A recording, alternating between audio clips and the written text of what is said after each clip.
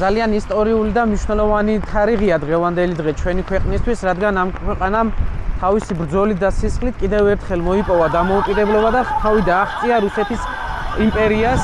მართალია ამ რუსეთის იმპერიას და საბჭოთა კავშირს უცხოურ ძალას ეძახიან ჩვენი ხელისუფალნი, მაგრამ ეგრეთ წოდებული ხელისუფალნი, მაგრამ ჩვენ ყველამ ვიცით, ვინც არის მტერი, მტერს აქვს თავისი სახელი და ეს რუსეთია.